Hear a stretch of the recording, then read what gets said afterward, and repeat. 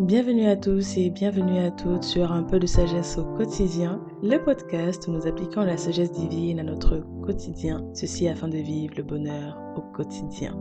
Alors j'espère que vous allez bien et j'espère que vous avancez progressivement, calmement, tranquillement sur ce cheminement qu'est la vie. Alors nous continuons sur notre thème « Moi et les autres » avec un épisode intitulé « Laissez passer l'autre avant soi, le secret du bonheur », une version plus courte, remasterisée. Alors aujourd'hui je reviens vers vous avec un nouvel épisode intitulé « Apprendre à laisser passer l'autre avant soi ». J'ai conscience que ce n'est pas un message qui va dans le courant des choses actuelles et un message qui est parfois un peu difficile à appréhender ou à intégrer tout simplement. Parce qu'aujourd'hui nous sommes dans un moment où on nous encourage à nous replier sur nous-mêmes, à prendre soin de nous, à nous concentrer sur nous-mêmes. Et je suis personnellement extrêmement heureuse du mouvement du self-care, prendre soin de soi, bien sûr prendre soin de ses besoins, parce que de toute façon on ne peut pas donner ce qu'on n'a pas. Et on ne peut pas être quelqu'un d'agréable si on va pas très bien. Donc je suis complètement d'accord avec avec la pensée du mouvement où on nous encourage à faire des choses que nous apprécions, à faire des choses également qui nous font du bien. Et donc ici, en général, je partage avec vous des astuces, des leçons, des choses que j'ai pu voir, que j'ai pu implémenter, qui améliorent notre quotidien, qui améliorent notre état d'esprit et qui améliorent notre façon d'appréhender la vie et du coup qui fait également un byproduct en conséquence de nous des personnes plus agréables, plus légères et plus intéressantes à vivre avec. Parce qu'une personne épanouie, une personne heureuse, c'est une personne dont on a envie d'être autour. Je pense que chacun d'entre nous peut l'attester. Mais aujourd'hui, je viens nous encourager, chacun d'entre nous, à parfois, de temps en temps, à laisser un peu passer l'autre avant soi. Parce que le problème avec ce mouvement de self-care que j'ai pu voir, analyser personnellement, c'est qu'il y a un encouragement au repli sur soi. Un encouragement à ne regarder qu'à ses besoins et à se désintéresser des autres. Le mouvement où on nous encourage à éliminer toutes les personnes toxiques, qui est bien, les personnes avec qui ça ne va pas, mais j'ai tendance à penser que ça nous encourage à éliminer toutes les personnes. Parce qu'il est évident que, d'une manière ou d'une autre, tout le monde ne peut pas avoir que des bons traits de caractère. Et certains de nos parents, de nos familles ont certains défauts. Cela est vrai, mais j'ai tendance à voir, par rapport aux messages que j'entends, que j'écoute et qui se répètent, que nous sommes encouragés, et surtout dans notre système occidental ici, moi venant étant d'origine camerounaise, donc africaine, le mode de vie est assez différent. Le mode de vie en société, en famille, la structure est différente. Ici, nous sommes encouragés à vivre seuls, à se concentrer que sur nous-mêmes, à délaisser les autres pour ne regarder qu'à nous, à notre nombril et à notre monde. Et je pense que nous perdons énormément à faire les choses ainsi. Je pense que prendre soin de soi peut et va de main dans la main avec de temps en temps à laisser passer les besoins de l'autre avant soi. Et je pense que dans une relation, la relation de mariage, la relation de parent-enfant explique assez bien cette notion-là où quand on est en couple avec quelqu'un, des fois on le laisse passer, on laisse ses besoins passer avant les nôtres. Bien sûr, cela ne doit pas tomber dans une relation d'abus, que ce soit du conjoint ou des enfants ou des parents. Mais aujourd'hui, on a tendance à ne plus regarder à l'autre. On a tendance à vouloir faire uniquement ce qui nous fera du bien. Or, nous perdons véritablement énormément. Si vous l'avez remarqué, vous allez voir que c'est souvent les gens qui donnent, que ce soit de leur temps, qui assistent, qui sont souvent assez heureuses. Et c'est ce que la parole de sagesse, une des paroles de sagesse du jour nous dit, qu'il y a plus de bonheur à donner qu'à recevoir. Je ne sais pas si vous avez déjà pu l'expérimenter quand vous faites du bien à quelqu'un, quand vous lui rendez un service. Et ça n'a pas besoin d'être monétaire, ça peut être de votre temps, ça peut être de vos talents, de ce que vous savez faire, vous le mettez au service de quelqu'un. La reconnaissance, tout simplement le merci, le soulagement de l'autre nous remplit énormément, nous remplit de joie. Le fait de savoir qu'on a pu être utile à quelqu'un nous apporte une joie qui n'a pas d'équivalence par rapport à ce qu'on peut s'offrir quand on s'achète des choses. Je ne sais pas si vous l'avez déjà expérimenté, mais moi, je l'ai déjà expérimenté. Je me rappelle, il y a quelque temps de cela, j'avais énormément de boulot, j'avais des deadlines à respecter et j'ai eu une tata qui avait besoin de mon aide pour ses papiers et ma maman qui avait besoin de moi pour aller également sa paperasse et ces choses, juste ces deux éléments m'ont pris des journées. Vous vous rendez compte que des fois, la paperasse peut prendre du temps. Les allers-retours, les appels, j'ai été immobilisée justement malgré que j'avais énormément de boulot, malgré que j'étais déjà assez sous pression par rapport aux deadlines que je devais respecter. Et bien à ce moment précis-là, je les ai laissés passer avant. C'est-à-dire que j'ai pris leurs besoins, leurs demandes, leurs requêtes comme les miennes, comme prioritaires par rapport à ce que je devais faire et je me suis attelée à les réaliser. Et je vous assure, un simple merci, ma maman n'a pas fait grand-chose. Mais le fait de savoir que dans un moment de besoin, vous avez pu être utile, vous avez pu soulager quelqu'un, je vous assure, la joie qu'on ressent est indescriptible. Le fait d'avoir pu soulager quelqu'un, d'avoir pu faire du bien à quelqu'un, il n'y a pas d'équivalence. Et donc c'est ce que je veux vous encourager aujourd'hui, si vous ne le faites pas déjà ou pas assez, de temps en temps, laissez passer les autres avant vous. À la caisse, alors aujourd'hui nous sommes tous pressés, nous avons tous des choses à faire. À la caisse, pourquoi ne pas laisser la personne qui est derrière vous passer devant vous, par exemple. Alors, elle n'a pas besoin, elle n'a pas beaucoup de choses. Des fois, oui, bien sûr, si elle a un caddie aussi énorme que le vôtre, c'est autre chose. Mais des fois même, c'est ce que j'ai pu le voir, hein.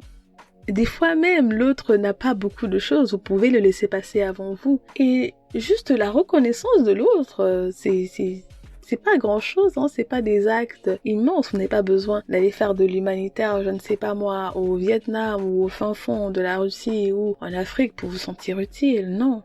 Que ce soit assister votre sœur dans ses devoirs alors que vous avez vos devoirs, assister votre parent ou une amie, être avec elle, la soutenir. Vous voyez, c'est ça, laisser passer l'autre avant soi. Je pense que nous le faisons régulièrement dans notre quotidien, mais c'est pour encourager. Si vous avez eu tendance à vous replier dernièrement parce que vous avez été blessé, parce que vous avez été abusé, ne laissez pas les épreuves de la vie vous déformer, vous empêcher de faire de bien à quelqu'un d'autre qui valorisera cette action que vous avez faite. L'amour se démontre par le don de soi. Oui, l'amour se démontre par le don de soi. Que ce soit un appel, vous vous rappelez dans l'épisode précédent on parlait des attentions, des appels. Oui, faire un cadeau. Bien sûr, cet argent-là, vous pourrez vous faire un cadeau à vous-même. Mais le fait de penser à votre conjoint, à une amie, à lui offrir un cadeau, une babiole, une fleur, voilà, ça touche. Et c'est une démonstration de l'amour qu'on a eu pour l'autre, parce que vous aurez pu vous faire du bien à vous, mais vous avez décidé de penser à l'autre. Quand vous appelez quelqu'un, vous avez autre chose à faire, vous avez une série Netflix à regarder. Mais vous avez choisi de sacrifier cela pour prendre des nouvelles de l'autre, de vous déplacer, vous voyez, déplacez-vous pour aller rendre visite. C'est des petites choses.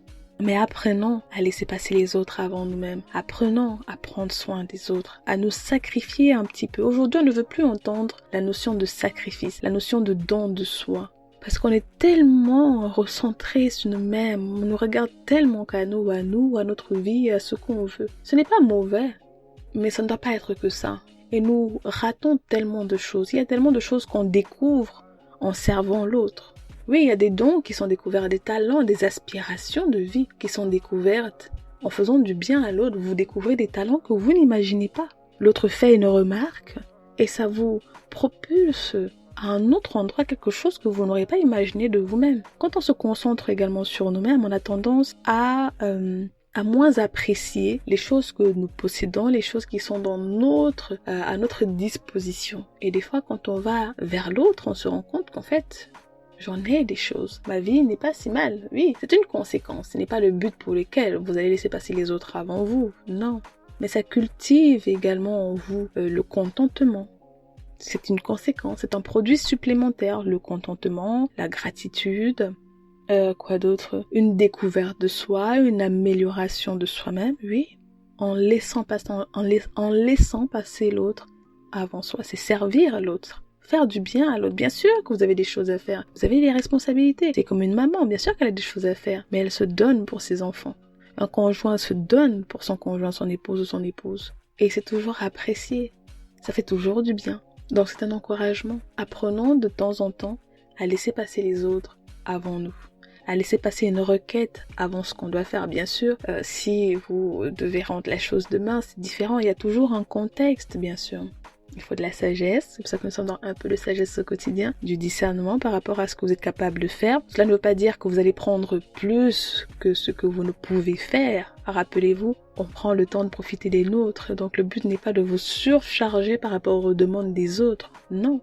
Acceptez de faire les choses qui sont dans votre capacité, dans les limites de votre capacité, sans que cela ne vous coule en arrière. Mais de temps en temps, si vous avez envie, allez faire du bénévolat, allez servir quelqu'un, allez aider quelqu'un. Mais ça n'a pas besoin d'être jusque-là. Même déjà les personnes qui sont autour de vous, avec qui vous vivez, vos collègues, un service de temps en temps.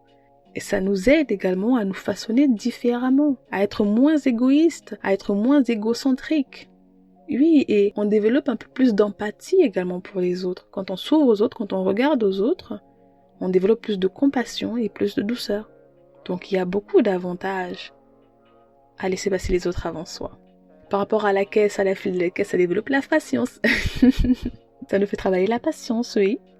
Donc n'hésitez pas à vous donner pour l'autre. Et des fois quand on entend parler de donner sa vie pour ses amis, on a l'impression qu'on doit aller prendre une balle ou, je sais pas moi, se blesser, non, pas spécialement. Mais notre vie, c'est quoi? Notre vie, c'est notre temps, c'est nos finances, c'est ça notre vie, parce que nous travaillons et le résultat, c'est les finances. Donc quand vous donnez de vos finances, quand vous donnez de votre temps, c'est de votre vie aussi que vous donnez. Quand vous vous mettez à la disposition de quelqu'un, quand vous décidez d'aider quelqu'un, c'est votre vie, parce que ce temps-là, il n'est pas récupérable. Vous auriez pu faire quelque chose d'autre avec. Donc ne pensez pas que vous avez besoin de, je ne sais pas, faire des grandes choses. Bien sûr, si vous voulez les faire, faites-les. Mais regardez autour de vous, ouvrez un peu plus les yeux sur ceux qui sont autour de vous. Et de temps en temps, dans les limites de vos possibilités, dans ce que vous êtes capable de faire et de bien faire, sans murmure, bien sûr on le fait toujours sans murmure et sans regret, n'hésitez pas à laisser passer l'autre avant vous. Donc voilà, c'était mon petit encouragement du jour. C'est quelque chose que j'essaye d'implémenter. Ce n'est pas toujours évident, comme toute chose. Ce n'est pas toujours évident, mais c'est quelque chose que j'atteste. M'a fait du bien et avoir développé ces traits de caractère dont j'abordais avec vous. En moi, je les travaille toujours. Dans cette vie, dans ce cheminement, il n'y a rien qui est acquis. C'est un travail perpétuel. Et j'ai pu voir le bonheur qu'il y a à laisser passer l'autre avant soi. Quand vous voyez quelqu'un d'autre d'heureux, de joyeux à cause de quelque chose que vous avez fait, je vous assure, c'est une joie indescriptible. Quand vous voyez le soulagement par rapport à un service que vous avez rendu à quelqu'un, c'est pas comparable. Donc n'hésitez pas à essayer. Ça peut être de petites choses, aller faire les courses, faire la vaisselle à la place de l'autre, voilà. Ça peut être le tour de votre sœur faire la vaisselle à son tour, repasser ses vêtements. Vous voyez, c'est pas des choses grandioses. Vous avez peut-être une liste de tâches que vous faites. Vous et votre conjoint, pourquoi pas faire les choses qu'il devait faire. Tout simplement. Sans qu'il n'ait à vous le demander, vous le faites pour lui. C'est ça aussi laisser passer l'autre avant soi. Au lieu de se cantonner à ça c'est toi et ça c'est moi, de temps en temps faire ce que l'autre devait faire. Et voir le soulagement, l'appréciation. Et même s'il n'apprécie pas, juste le fait de l'avoir fait, d'avoir démontré que vous portez de l'attention, que vous appréciez. C'est une preuve d'amour. Donc, n'hésitez pas, commencez à regarder autour de vous déjà. Ne regardez pas très loin, autour de vous. Le bien que vous pouvez faire à ceux qui vous entourent, à ces personnes-là qui vous sont chères, au travail, dans les amis. Donc, voilà pour nous pour aujourd'hui. C'était un encouragement. Apprenons tous à laisser passer l'autre avant nous un peu plus souvent. Alors, j'espère que vous avez apprécié cet épisode. N'hésitez pas à me le dire en commentaire. C'était une version plus courte, remasterisée, remixée du deuxième épisode de cette saison, bien évidemment.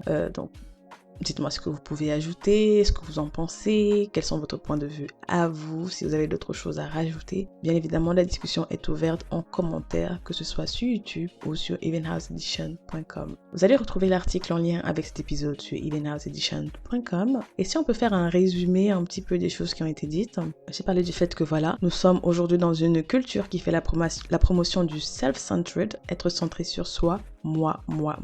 J'ai bien sûr mis un bémol en disant qu'on ne parle pas de tomber dans l'abus ou de se laisser abuser par les autres. J'ai parlé du fait que parfois, se défocaliser de soi, regarder à l'autre, l'aider avant soi-même, nous donne un regard nouveau sur la vie et nous permet d'apprécier encore plus ce qu'on a. J'ai parlé également du fait que donner sans attendre quoi que ce soit en retour était important. J'ai parlé du fait qu'il y a effectivement beaucoup de joie, de plaisir à donner sa vie pour l'autre, sachant que la vie ici, c'est le temps, les finances, l'attention, les talents, voilà, toutes ces choses-là qui nous sont propres. Donc voilà, vous retrouverez l'article sur venasedition.com. N'hésitez pas à faire un tour au niveau de l'onglet ressources où vous allez trouver des idées de films, de documentaires, des idées de livres si vous cherchez quelque chose à lire. Vous avez également un guide que j'ai mis en place pour pouvoir vous aider à discerner, à clarifier quels sont vos objectifs à atteindre véritablement à cette saison. Parce que des fois, on n'a pas de succès tout simplement parce qu'on n'a pas les bons objectifs. Donc, n'hésitez pas à le télécharger. Il va vous aider comme un entonnoir vraiment à tamiser, à égrener et à réduire tous les objectifs multiples que vous pouvez penser avoir besoin d'atteindre et vous donner ceux que vous avez vraiment besoin d'atteindre, que vous désirez vraiment atteindre en ce moment précis. Donc, n'hésitez pas à le télécharger. C'est gratuit. N'hésitez pas à vous abonner aux différentes cloches, voilà, pour être prévenu, inscrivez-vous à la newsletter. Bref, vous connaissez les chansons. Et je vous dis du coup à la prochaine fois. On se retrouve soit le mardi, soit le jeudi. Je ne sais pas à quel moment vous écoutez cet épisode-là. Et sur ce, prenez soin de vous, prenez soin des vôtres et faites attention à vous. Et que Dieu vous bénisse. Ciao!